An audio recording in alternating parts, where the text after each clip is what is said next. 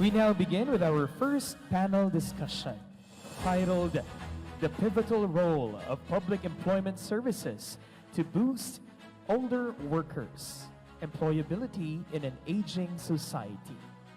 In the Asia-Pacific region, both developed and emerging economies are facing the challenges of an aging population and shrinking working age group. Public Employment Services, or PES, are now being called upon to play a critical role improving employment systems, offering reskilling opportunities, and supporting transitions from work to retirement. This session will explore country strategies and innovative measures to help older workers continue contributing meaningfully to their economies. To moderate this session, we have Assistant Secretary Joel M. Gonzalez of the Department of Labor and Employment.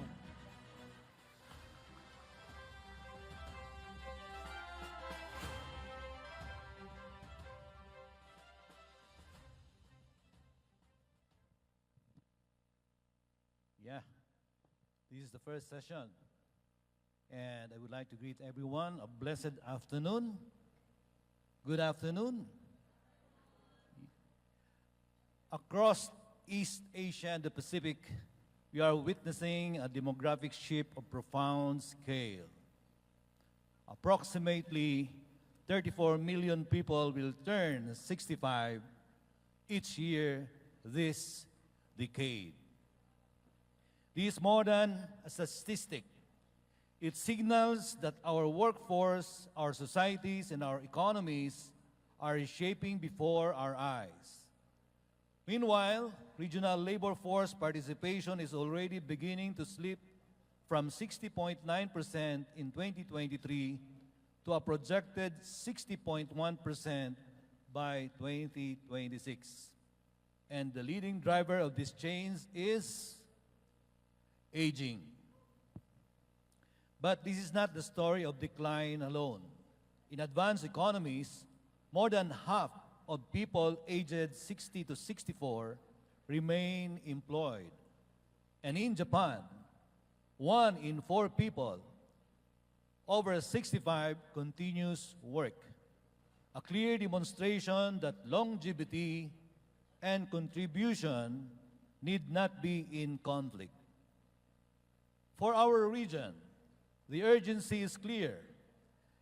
In ASEAN, the number of persons aged 60 and above is poised to reach around 127 million by 2035. Therefore, the question before us is not whether aging will shape our future, but whether our public employment services can turn this demographic shift into a dividend of productivity, purpose, and dignity.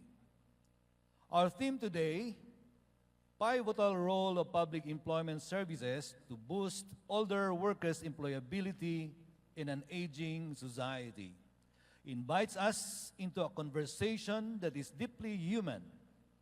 How do we ensure that older workers continue to find decent, meaningful work? And how can the public employment service bridge generations into the labor market? We're joined today by distinguished leaders from India, Indonesia, and Japan, each bringing insights from their national experience and innovation. Let us begin. And allow me to introduce our panelists.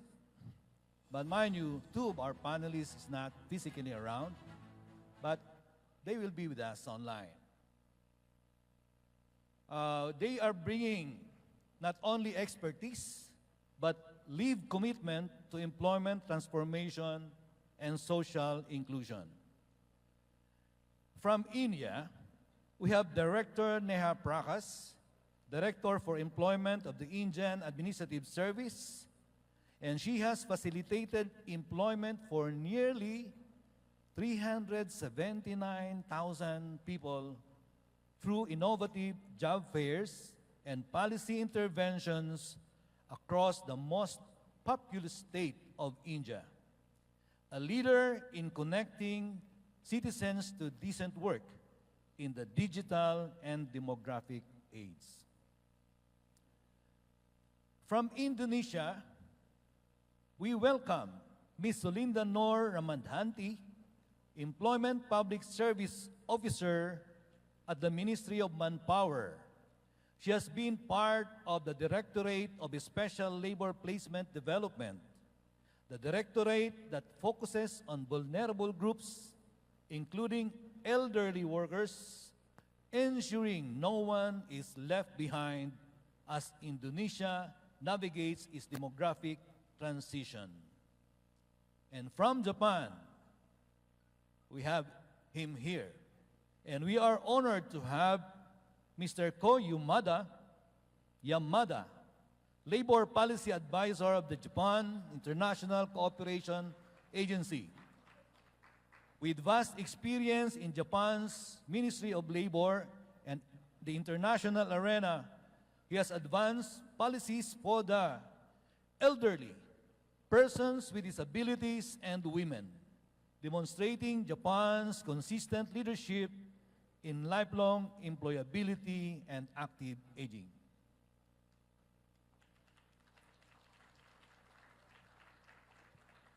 Kindly have this seat, sir. Yeah, because, yeah. Let's now listen to their insights, and of course, the first two will be online, okay, and later on I'll sit beside with Mr. Ko, yeah, later on. And we would like to start it with our director from India, Director Neha.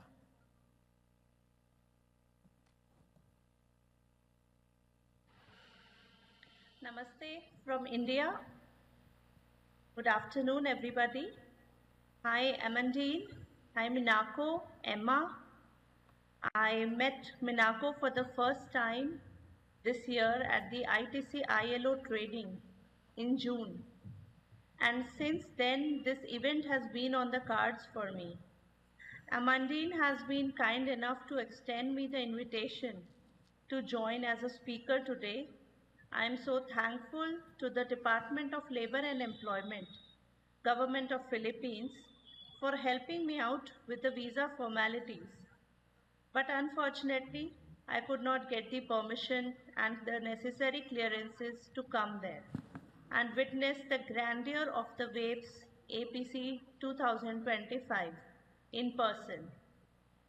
The World Association for Public Employment Service provides a wonderful platform for government policy planners, private placement agencies, and representatives from public employment service of various nations, all working towards the same goal as enshrined in SDG 8 to promote sustained, inclusive, and sustainable economic growth, full and productive employment, and decent work for all. The issue of boosting older workers' employability in aging society is an important issue for the public employment service of various aging societies, predominantly in the highly developed parts of the world. My co-panelists from Japan will be sharing some wonderful innovations through which they have effectively addressed the labor market challenges posed by the aging populations by encouraging and supporting the older workers to remain in the workforce. India's silver workforce presents a demographic opportunity only if we have developed pathways towards productive aging. Currently, India's population above 60 is 149 million, which is about 10.5% of the total population. It will grow significantly to 230 million by 2036 and 347 million by 2050. The beginning of the 22nd century will have 36% of the population over 60, challenging traditional workforce structures and the retirement norms. According to PLFS, only 26.8% of people aged 60 plus were part of the labor force in the year 23 to 24. PLFS is the periodic labor force study which is done by the Ministry of Statistics and Program Implementation, Government of India. There is also a disparity between the labor force participation rate in rural and urban areas for senior citizens. The participation rate is double in the rural areas than the urban areas, continuously increasing over the years. Most of this participation is in the agriculture and the allied sectors. I believe that data itself does not present a complete picture without discussing the socio-cultural and economic constructs applicable to a country. The Indian society is based on the doctrine of the four ashramas or stages of life. So we have the brahmacharya, the student life, which is focused on learning, the grihastha ashram, which is the householder life, which is focused on family and career. Then we have the vanaprastha stage, which is the stage of retirement, focused towards the spiritual life. And sannyasa, the final stage, which means renunciation, which is focused on complete spiritual detachment. So culturally, senior citizens are not expected to work after retirement, and hence most of the discussions and policy around employment revolve mostly around the working age population, which amounts to 63% of the country's population, which is the world's largest youth population. Also, the elders in India mostly live in the same household as their children, predominantly sons, providing social protection. There is even an act, the Maintenance and Welfare of Parents and Senior Citizens Act 2007, to enforce that senior citizens have the necessary means and finances to survive by establishing legal obligation for children and heirs to maintain parents and senior citizens who cannot support themselves. The Act also criminalizes the abandonment of senior citizens and mandates that state governments establish old age homes and provide medical care. But despite social protection, if an elder citizen wants to work, there are some key challenges which they are likely to face, like age discrimination, rigid employment structures, limited reskilling opportunities, and skills mismatch. Apart from employment generation, ultimately leading to economic growth, it is also a means to prevent erosion of justice. Article 41 of the Directive Principles of State Policy has laid the fundamentals for the government to lay laws ensuring that the right to work is for all. It is a matter of social justice as senior citizens belong to a vulnerable group. There is a need to de-link the age construct with skills. Employing the elder can also lead to productivity gains and preservation of skills, especially from the institutional memory, tacit knowledge, codified and uncodified organizational culture. Active aging envisages the collaboration between government and employers, enterprises. Being a policy enabler, government can frame retirement and re-employment policies. Reskilling programs can be offered based on the industry needs. Social security in the form of pensions, health insurance, and digital inclusion has to be ensured by the government. Just like we have the National Career Service Portal in India, Department of Labor and Employment can create national portals for senior talent engagement and volunteering. On the part of the employers, the enterprises, flexible work models, offering part-time, remote or mentorship-based roles and age-inclusive HR policies to prevent the age bias, value experience and institutional memory can be put in place. Knowledge transfer programs can be created, engaging seniors as trainers, consultants, or advisors. Health and wellness support can be provided through ergonomically and mentally supportive work environments. CSR funds can be used to invest in senior citizen employability and towards creating an intergenerational workplace.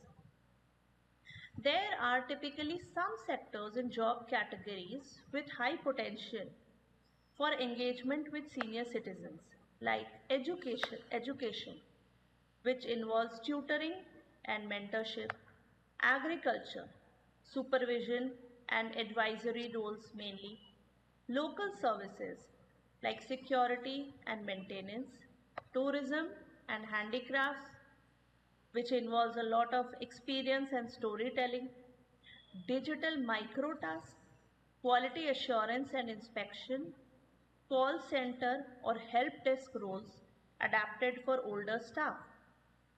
Work from home is an effective way to overcome the mobility issues faced by older workforce. Work from home fits in tutoring, mentoring, customer support, telecounseling, data labeling, extraction, quality checks, back office processing. The requirements are minimal with simple digital onboarding, low bandwidth tools, ergonomic guidance, flexible hours, and payment and tracking systems. Basically, the actionable interventions include creation of job matching hubs, coordinating micro tasks like care, security, inspection, and monitoring. Digital platforms, especially state supported portals, can be created for older workers to promote flexible work for roles suitable for work from home. Incentives can be given in the form of wage subsidies for rehiring older workers, tax credits for age diverse hiring, and preferential procurement for firms with age inclusive policies. State should also support for last mile transport for older workers along with ensuring ergonomic guidelines for industries. In this context, it is imperative to explore work characteristics and work flexibility. This is a shift that could help ensure that the silver workforce is retained, supported, reskilled, and retooled to engage in work while the employer and the organization also gain from the experience, commitment, and a semblance of continuity that the older workforce brings to a multi-generational workforce. Employing the elderly also comes with its own set of risks and challenges. There is always the risk of exploitation, low pay, unpaid labor, risk of health shocks, and digital exclusion. Enforceable contracts and minimum wage floors for elder workers have to be created. Linkage has to be established with health checkups and insurance top-ups, community digital help desks, and simple interfaces can ensure digital inclusion. By developing a policy framework, infrastructure development, upskilling, and market integration, all the above interventions can be aligned with employment. some of the indicative KPIs for monitoring and evaluation are mainly the labor force participation rate, the worker population ratio among 60 plus. We can have it at the state and the pilot district level. Some of the other KPIs can be the number of older persons placed, hours worked by them, their median earning, the employer satisfaction or the retention rates. There can be some self-reported health and well-being indicators. There can also be a cost per placement and fiscal impact. For example, savings in social support or an increased income tax contribution. Some of the key schemes in India benefiting the elderly are the National Old Age Pension Scheme and the State Pension Scheme. We have the Rashtriya Vayoshri Yojana, the Pradhan Mantri Vaya Vandan Yojana, Health and Welfare Schemes, National Food Security Act, Pradhan Mantri Awas Yojana. Most of these schemes are welfare oriented. Some of these schemes provide mobility assistance devices. Some of these schemes provide pensions. Some of these schemes take care of food. Some take care of housing. But all these schemes do not directly provide work or income earning opportunities. So, these schemes can also address the desire or the need to work. Some of these schemes are also age restrictive. Some of the schemes for reskilling in India are mostly targeted towards the youth.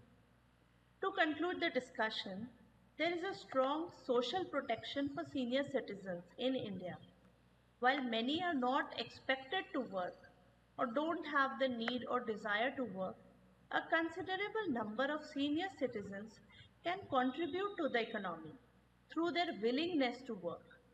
In order to facilitate their transition or extension of work, governments have to start policy formulation in collaboration with the industry employers.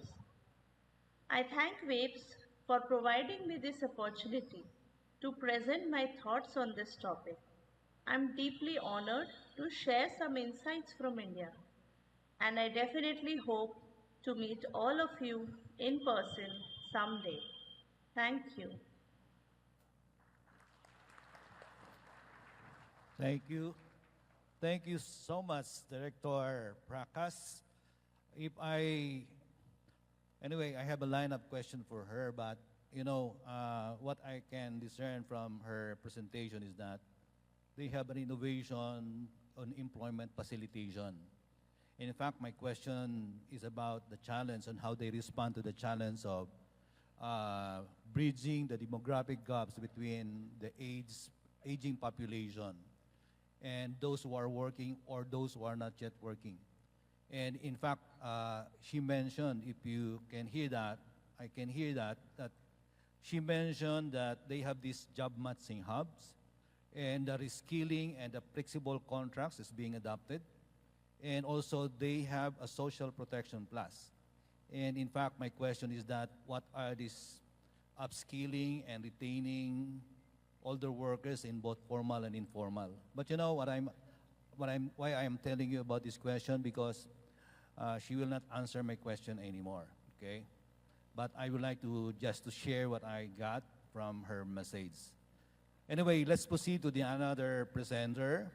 And I think at this point, I'll retain the best physically present at my side. But let's proceed to the another presenter. And let me call in our next presenter, speaker, panelist, Ms. Linda Noor Ramandanti, who will share their country's work programs in empowering older workers within community-based employment services. Let's welcome Ms. Linda.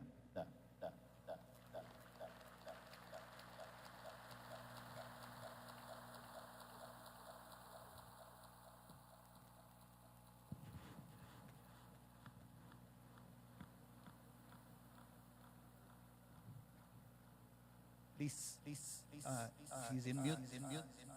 You are in mute.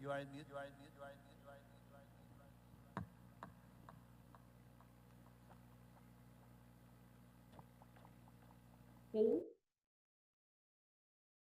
Hello? Okay. Okay, good afternoon, ladies and gentlemen. It's an honor for me to be here. In this time, I will present the topic public employment services with a focus on services for elderly workers.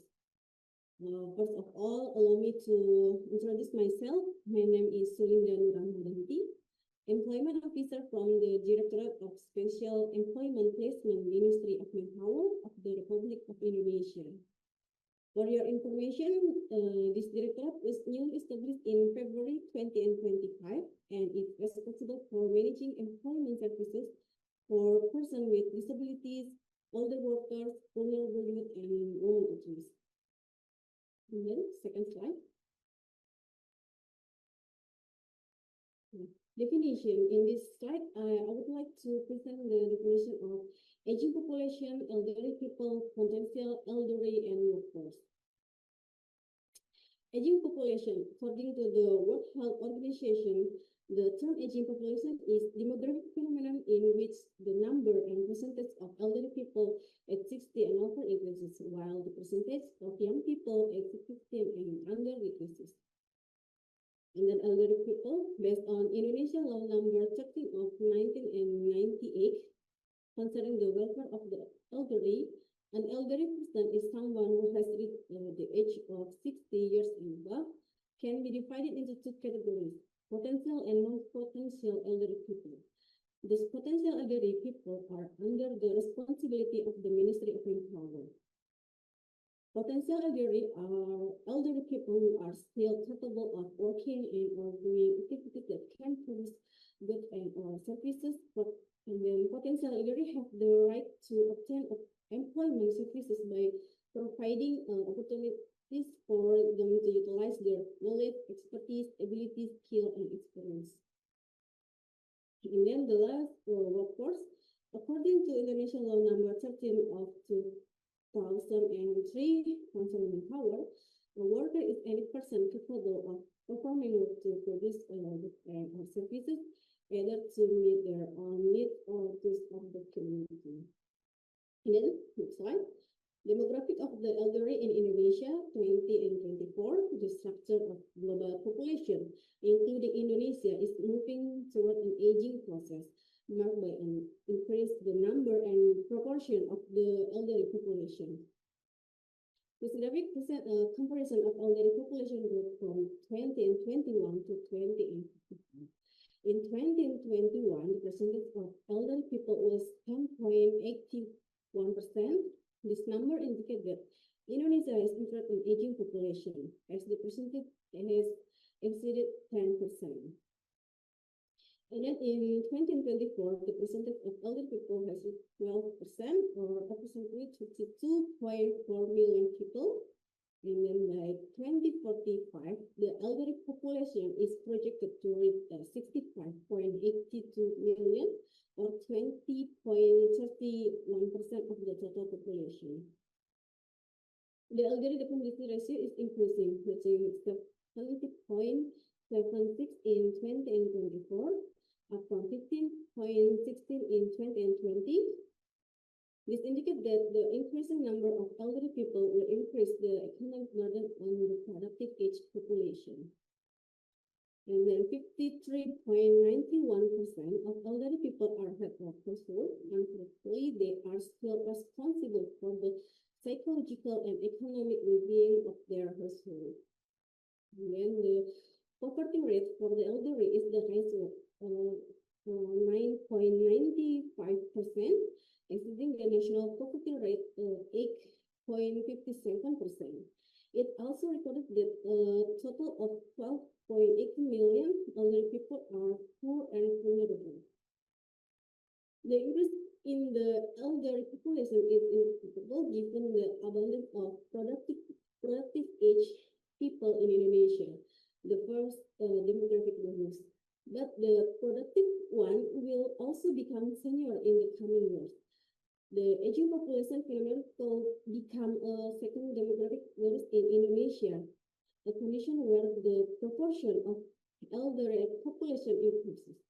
Yet they remain productive and contribute to the national economy. However, the elderly can pose a development challenge when they are unproductive and become part of the vulnerable population.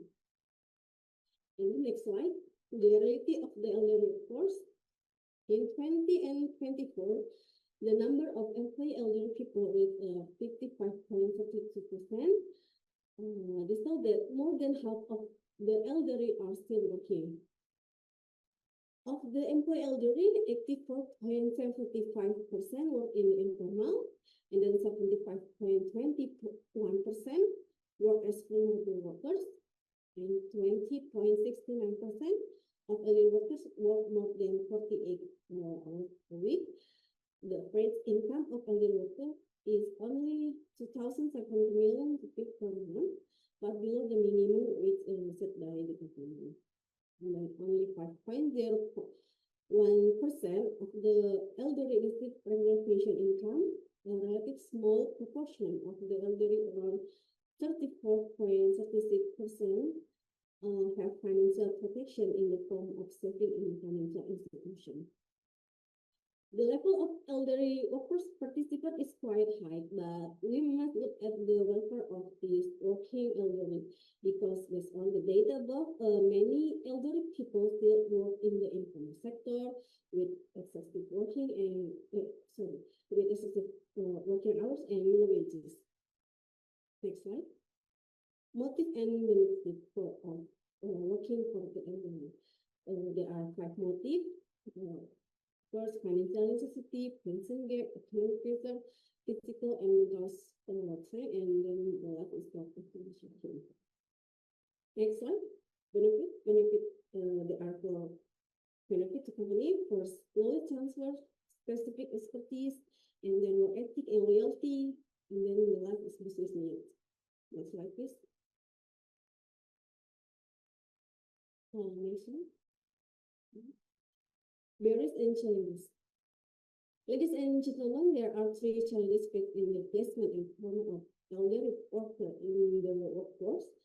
First is discrimination, and then second, specific policy and informal sector dominance. It's discrimination. Negative perception regarding declining physical and mental abilities with age. Elderly people are often perceived as less capable of adapting to new technologies or rapidly changing work dynamic. This led to age discrimination in the workplace, which hinder their participation in the labor market. There is no specific policy regarding elderly people in this workforce, and then, however, several initiatives have begun to develop, such as the training and employment program for elderly workers.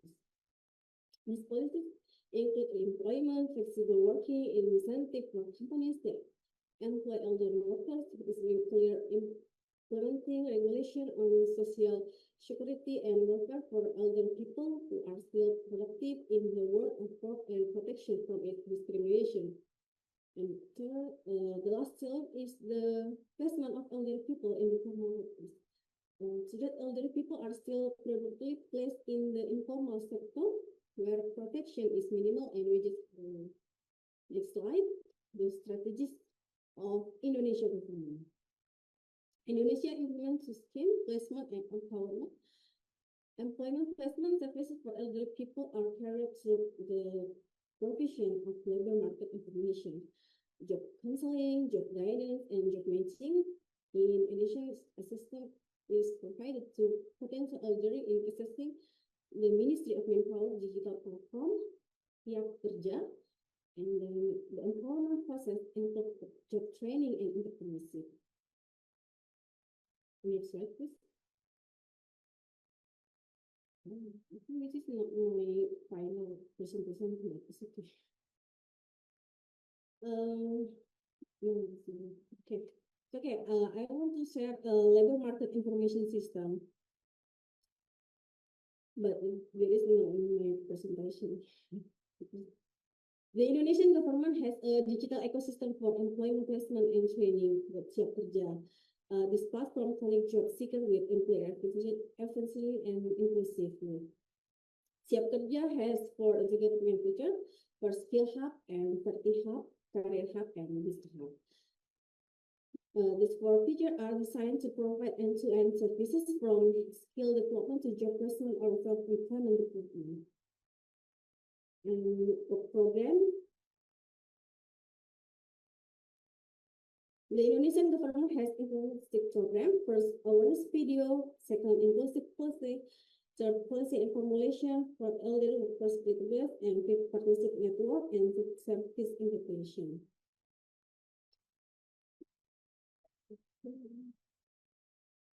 Maybe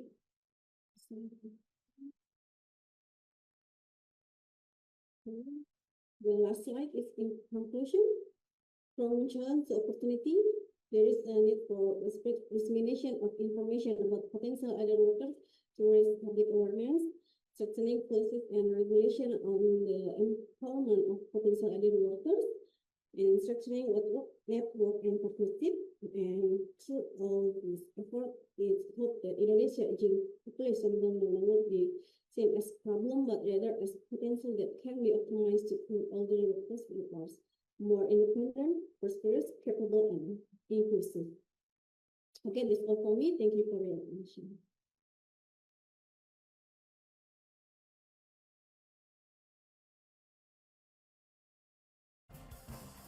Miss Linda.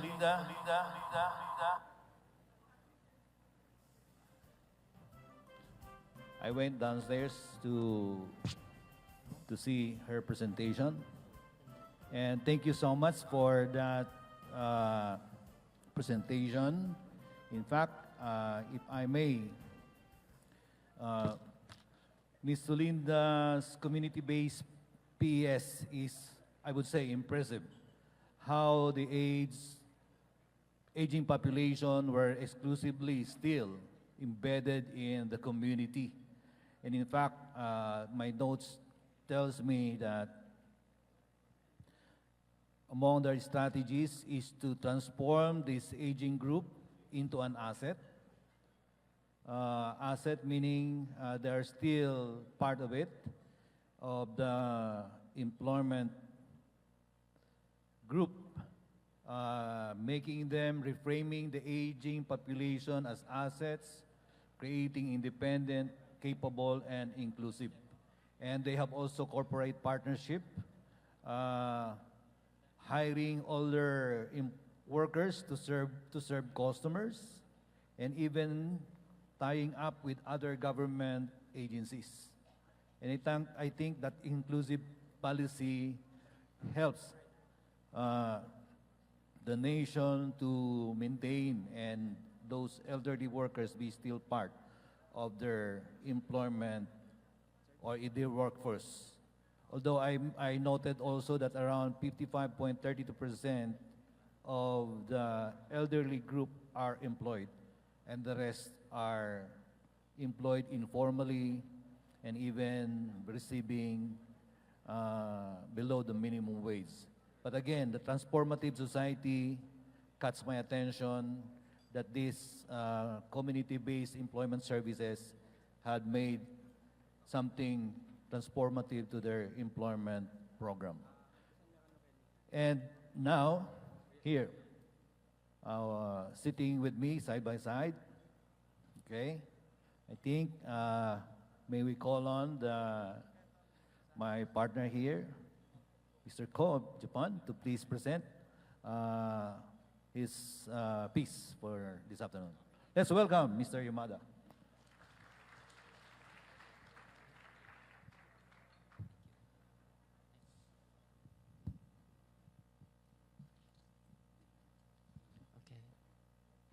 Good afternoon, everyone. First of all, I'd like to congratulate everyone in charge of this WAPES Asia Pacific Regional Conference 2025 on its success and I appreciate your warm welcome. Thank you. And I'm delighted to have the opportunity to meet with so many stakeholders of the world of public employment service today. I am currently working in Indonesia, and I'm originally from Japan's Ministry of Health, Labor, and Welfare, or MHLW. And the slides in front of you, yeah? Yes. Yes. Yes.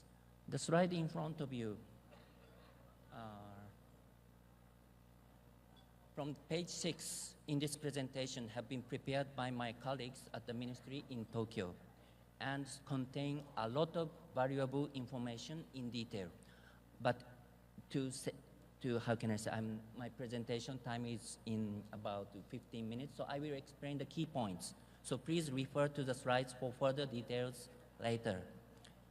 Okay, let's go to the number 1. Yes.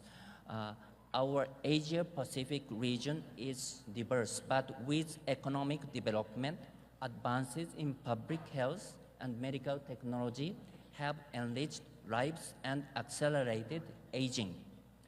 I checked the trends in the proportion of the population aged 65 and over, and the UN prospects for the countries participating in this conference. I'm sorry, the list of participating country is not comprehensive because I needed to meet the deadline for submitting these materials. But in many countries, the proportion of the population aged 65 and over will exceed 7% during these 2020s, marking the transition to an aging society. Japan has a particularly high proportion and leads the world in terms of aging. Achievements such as the implementation of universal health coverage have also contributed to Japan having one of the highest average life expectancies today globally. Let's skip many pages. Yes. I will first explain using several slides prepared by my colleagues of the Ministry of Health, Labor, and Welfare. Some say that Japan is a pioneer in addressing challenges associated with aging. To summarize the policy challenge in one phrase in Japan, it is aiming for people to live long and healthy lives. Regarding labor and employment policies, including public employment services, it is supporting those who wish to work to do so for longer, healthily, and safely.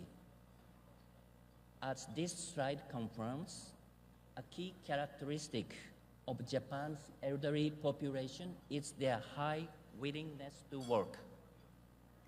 The reasons older people work extend beyond financial necessity to include a sense of purpose or meaning of life. By the way, most of you know about the concept positive health.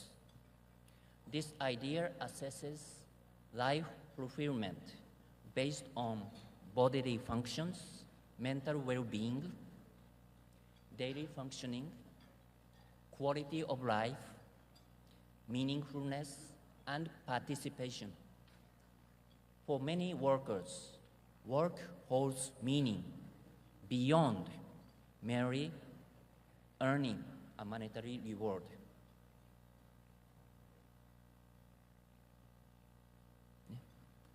Looking at the employment situation of older people in Japan, as presented in introductory remarks, the employment rate in Japan is particularly high among those in their early 60s, and it's high by international standards. As health conditions become more diverse among the elderly, the proportion of those in non-regular part-time employment increases. Furthermore, working seniors face the added risk of declining physical function due to aging, leading to a rise in occupational accidents. Preventing such accidents and achieve occupational safety and health has become a major policy challenge in nowadays Japan.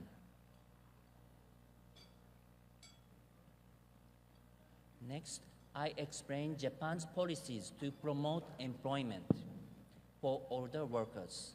The three pillars of Japan's policy are promoting the provision of stable employment opportunities for older workers, and number two, promoting re-employment, and the third, ensuring diverse forms of work opportunities. In the mid-1940s, approximately 80 years ago, many Japanese companies had a practice of setting retirement at age 55.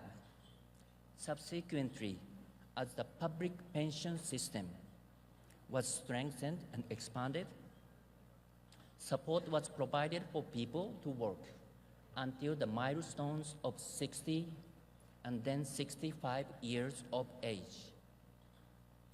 A crucial point to note here is that in contemporary Japan, for many working older people, reaching the statutory retirement age does not equate to retirement from work. Many companies have combined a retirement age of 60 with measures to secure employment beyond this age.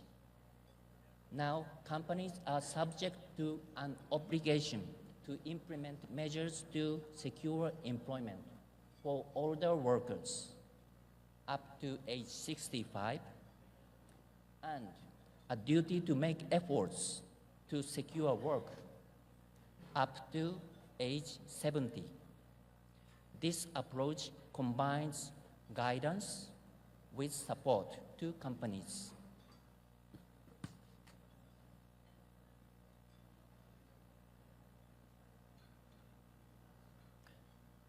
Our public employment service primary clients or customers are both job seekers and businesses.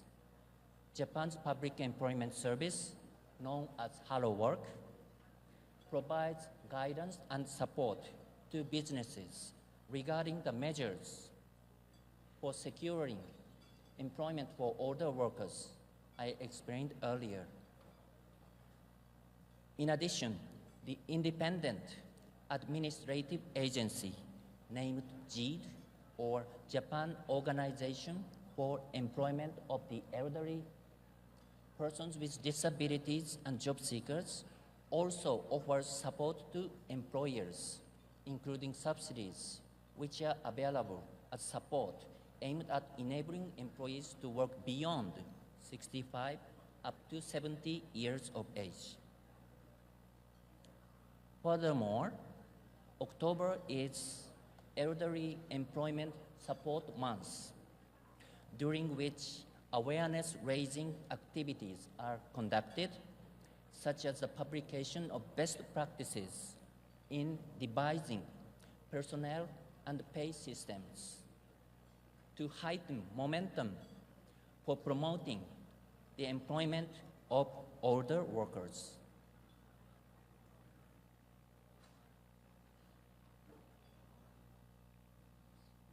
Next, the second pillar of policy, promoting their re-employment. I will explain the support provided to job seekers at Hello Work. In Japan, where the practice of mass recruitment of new school graduates exists, middle-aged and older individuals who left companies and faced difficulties in finding re-employment opportunities. They have been the primary targets of employment measures. This may be a characteristics distinct from other countries. Older people, alongside persons with disabilities, have been recognized as requiring special assistance at Hello Work.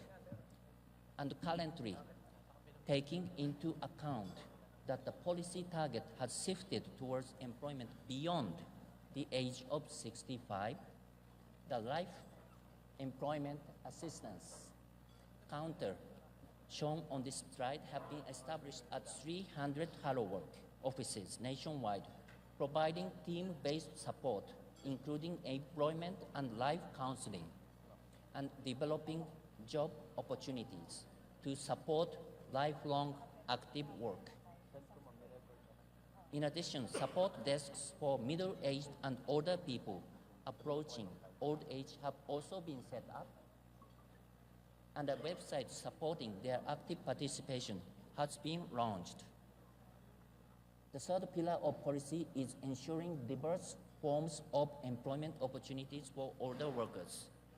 When considering diverse working options for older people, alongside working hours, the place of work is also important. The Silver Human Resources Centers provide a mechanism for temporary, short-term work in local areas familiar to them. So far, I have utilized MHLW slides to introduce Japan's policies for promoting employment of older people. This slide summarizes those points from my perspective. First, Japan faces an advancing aging population, yet it's characterized by high employment motivation and employment rates among older people. Second, measures to ensure employment under the Act have been implemented at stages at ages 60, 65, and 70. And complementing government activities are those of GEED. It also focuses on fostering an atmosphere for senior employment, such as by introducing best corporate practices. And support is available through the Life Employment Assistance Counter at Hello Work. And the Silver Human Resource Center offers another work option. The next slide outlines 7 points I consider lessons learned from Japan's experience. First, policies should aim towards living healthily for longer and working longer, harnessing the motivation of older workers and enabling them to work with vigor contributes to their own and their families' well-being as well as to society. Coordination between related policies is also essential. Second, the importance of accurately grasping the reality of employment of the elderly. Japan has established its reporting system based on registration. Administrative databases are constructed and information is utilized for support and guidance. Third, the importance of designing systems considering corporate employment practices. Japan has an age-based employment system and is a society that values stability. Fourth, the importance of enhancing the pension system and its connection with employment and work systems. This includes mechanisms for gradually raising the age of receiving pension and working. Fifth, institutional design to ensure the effectiveness of laws and regulations. The creation of systems is not the end. Implementation is crucial. Japan's Hello Work employment employs an approach combining guidance and support for companies. And six, it is also considered important to broaden the base of social solidarity for older people who are also job seekers facing difficulties through awareness-raising activities on employment for older workers and provision of good practices. Seventh, and finally, but not the least, networking with local resources and relevant organizations is essential. This contributes to enhancing regional vitality. Also time is up, so I don't explain this slide, but it's for your reference. Last week, there was an important ASEAN-Japan meeting in Japan. I also included the link for your reference. Our region will face increasing aging in the years ahead. Indonesia, where I currently have the opportunity to work, is also experiencing a demographic dividend, with many young people entering the labor market each year. I believe it will become increasingly important to establish comprehensive and inclusive labor and social security system, including public employment service that encompass all generations, avoiding intergenerational conflict. This concludes my presentation. Thank you for your kind attention. Thank you, Mr. Yamada. May I invite you to please have a seat, sir? Here. Yeah. Do you have takeaways from his presentation? May I have three? Abolition of retirement. Are you good with that? No retirement. The other one is that life employment. In the Philippines, I don't know if our workers will stay life employment. But you know what also triggers me when our colleague presented his piece is that their objective is really to have a lifelong, healthy life. And that workers, older workers, is working beyond monetary value. They are working on a sense of purpose, and they are working for a meaningful life. And I think that gives birth to the notion that life employment. Okay, thank you very much, Mr. Yamada. And now we are now on our question and answer. Although we are so much beyond the time limit because we started late, but nevertheless, online is our colleague from the Indonesia. I think Ms. Linda Nor Ramadati is still on board, and of course, Mr. Koyamada. Okay. Let me have this question in particular for our online panelists. Are you still there, Miss Solinda? Yeah. Yeah. Let me have this one question. Okay. How is AIDS inclusivity being integrated, especially in rural and vulnerable areas? Let me repeat. Okay.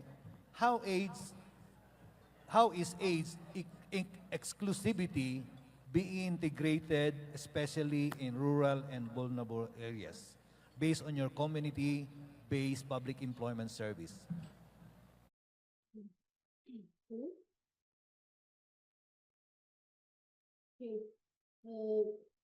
Based on the data with this 20 and 24 surveillance data, more than half of the elderly population are still working, around 55.52%.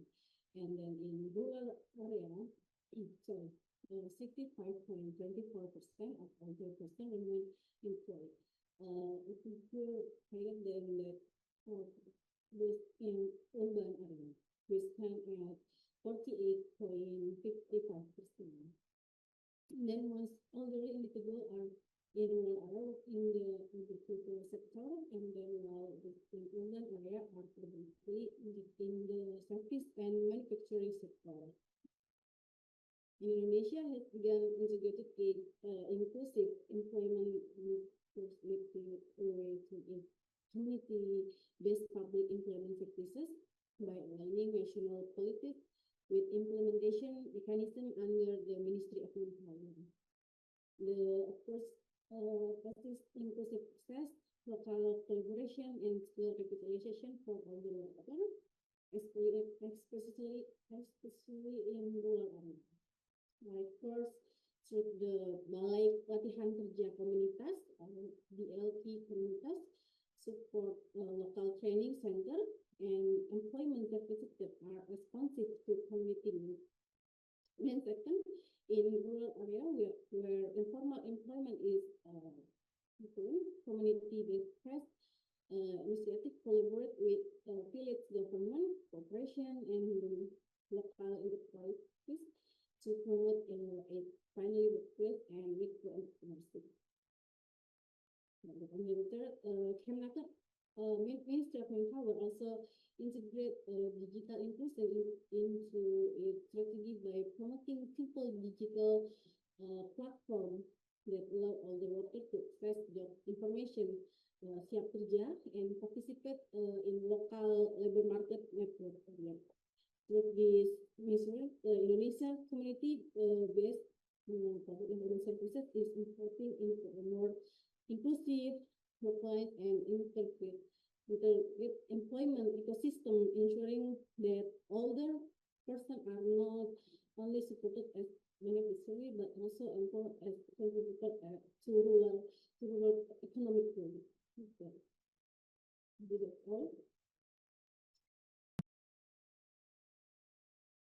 We have this question for you. Japan's experience in promoting active aging is widely recognized, isn't it? And in fact, I have noted some and very amazing programs and policies. But may I ask, which public employment service programs or partnership have proven most effective in extending working life while ensuring well-being? Thank you for your important question. And as I mentioned in my presentation, Japanese companies have almost achieved measures to secure employment of older workers up to age 65. The policy's core policy principle is to support employment of the elderly within companies. I believe the combination of support and guidance to companies is essential for this.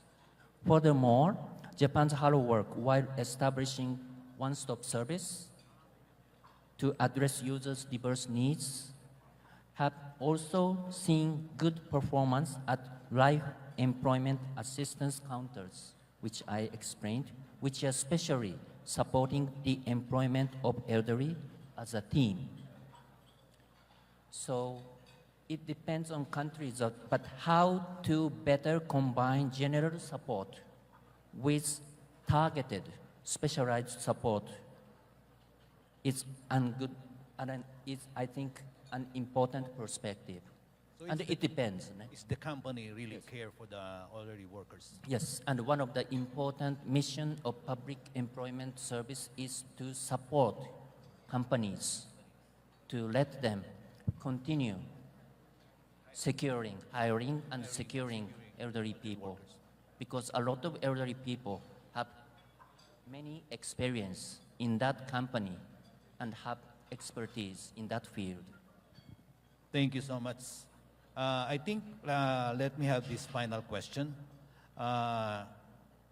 Maybe an additional message of insight, Mr. Yamada, on how public employment services can better support older workers in an aging society and maybe beyond Japan, if you have, okay, please. And also the takeaways of this session that we are having. Yeah, takeaways, conclusion. Okay. I'm now currently working in JICA. Let me explain the JICA's vision, that is reading the world with trust. Trust, yes. And I believe this vision also applies to our employment support for older persons. That is, that I believe the frontline public employment services, our world, through their daily activities in their respective fields, in respective regions, build relationships of trust with business, job seekers, and related organizations in the region, and form the foundation for realizing employment and work opportunities for older people. I think working as a team and to unite and to make better services is important in this field as well. Thank you. How about Ms. Solinda? May you share one of your brief insight on or takeaways from this session that we have? Maybe the aging population phenomenon could become a secondary demographic in Indonesia. Maybe this certainly requires. Yeah, yeah, I'm here. Hello, hello, hello, hello, hello. Yeah, yeah, okay. The aging population phenomenon could become a certain demographic bonus in Indonesia. This certainly requires attention and collaboration from all parties, including the government, academic, and civil society. It's hoped that Indonesia aging population will no longer be seen as a problem, but rather as a potential that can be optimized to create elderly workers who are more independent and prosperous, capable, and inclusive. Maybe like. Thank you. Yeah, I think we have heard from these three nations that although different messages, but I think we can have this shared message. And I think it resounds that public employment services are not only about matching people and jobs, right? They are about bridging lives, generations, and purpose, right? From IJA, we learn about bridging demographic gaps with scale and innovation. From Indonesia, we learn the importance of inclusion within communities, saying that no one is left behind or should be left behind. Okay? And of course, from Japan, we learn the wisdom of lifelong engagement and active aging. Okay? Despite we are old or growing old, we can still work. I think that's the wisdom of this. And together, this reminds us that in every older worker lies a wealth of skill, wisdom, and heart, assets that our societies cannot afford to waste. As we build our future of work that is just, sustainable, and humane, may our employment services be the hands that continue to live lives, whether young or old, with dignity and hope. And thank you once again, distinguished panelists, for your generous sharing, and may I invite you to the front stage for a group photo, I think, with Ms. Sulinda. Okay, and let's remain for the awarding of certificates of appreciation. And may I turn over the microphone and the floor to our host. Thank you so much. Thank you very much, our dearest moderator, to our panelists, and to all the participants for the valuable insights shared in our opening session. Once again, let's give them a warm round of applause, please. And now, as mentioned by our moderator, we will now be awarding our plaque of appreciation and token as we call on Secretary of the Department of Labor and Employment, Honorable Secretary Bienvenido Laguesma, together with Undersecretary Torres and Executive Secretary of WAPES, Ms. Amandine Moynard, to lead us in the awarding. Allow us to read the citation, and it reads, WAPES and Republic of the Philippines, DOLE, presents this plaque of appreciation to Ko Yamada, Labor Policy Advisor, Japan International Cooperation Agency. In deep gratitude for your invaluable contribution as a resource speaker at the WAPES Asia Pacific Regional Congress with the theme, The Future of Work, Inclusive Public Employment Services Adapting to Demographic Realities in the Asia Pacific on November 6, 2025. We sincerely thank you for sharing your time, dedication, and profound expertise on the critical subject of the pivotal role of public employment services to boost older workers' employability in an aging society. Your insightful presentation and commitment to knowledge sharing inspired and educated our participants. We aim to foster innovative cooperation and mutual learning within the WAPES network and the Philippine Public Employment Service Office. Given this 6th day of November 2025 at the Clark Freeport Zone, Pampanga, Philippines. Signed, Secretary Bienvenido Laguesma, Department of Labor and Employment.